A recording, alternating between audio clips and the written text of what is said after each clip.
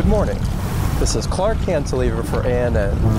June 15, 1807, at the home of Rhode Island businessman Nathaniel Russell in Charleston, South Carolina. Mr. Russell controls a network of trade in rice, cotton, sugarcane, and rum, and tied up with African slaves. Mr. Russell has 2 daughters and is the founder and president of the New England Society of Charleston, a philanthropic group devoted to the ideals of Yankee industry. Welcome, Mr. Russell. Thank you, Mr. Cantilever. Now, ANN is very interested in your dealings with slaves in your business. As you are a northerner, isn't it a little odd for a native of Rhode Island to be involved in the Atlantic slave trade? Mr. Cantilever, when I came here in 1765, the primary industries were cotton and rice. Rhode Island distilled rum, sugarcane.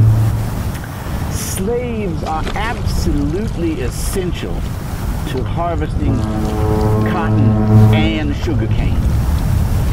So when and how did you get involved with slaves? About 4 years after I came here, I purchased a ship, the Lily.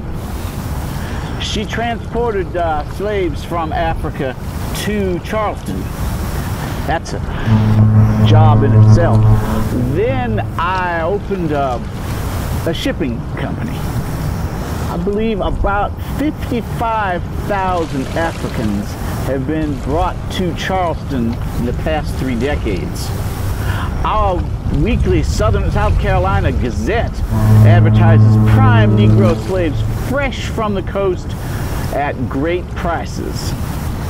But do you believe in slavery as a humanitarian? That's like asking if I believe in truth, justice, and the American way. Slavery is absolutely essential to the world economy. We transport tobacco and rum to Africa. There we buy slaves, which are then shipped to the West Indies to harvest sugarcane. At harvest time, the sugarcane is then boiled in factories which operate 24 hours a day to make molasses, which is then shipped north to Rhode Island to make rum. We cannot do our business without an adequate supply of slaves. But New England is not a slave society, is it? No, but the economy of New England is tied to slavery. A historian named Balin wrote that the success of New England's economy is slavery. Very few businessmen in Rhode Island participate in the slave trade, but we all live off of it and we all profit by it. So I get that slavery isn't just a southern thing.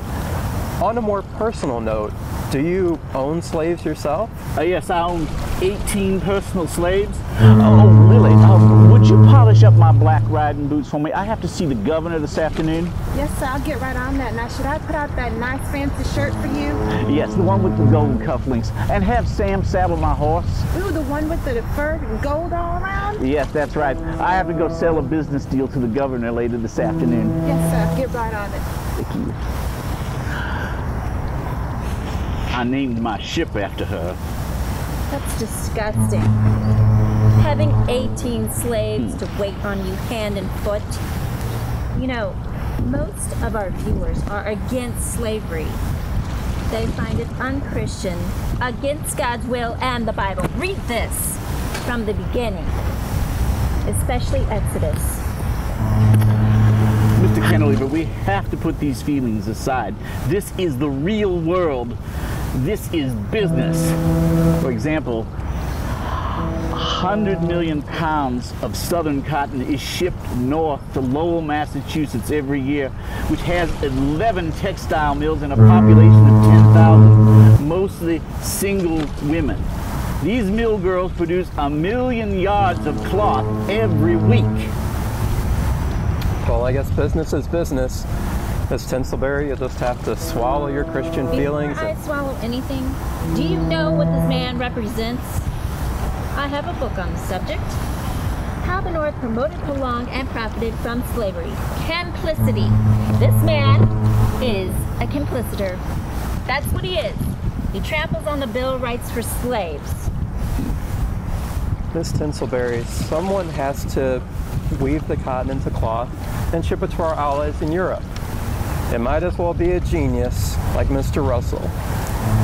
This is Clark Cantilever for ANN saying good morning. Volumes 1 through 10 on the road to the abolition of slavery.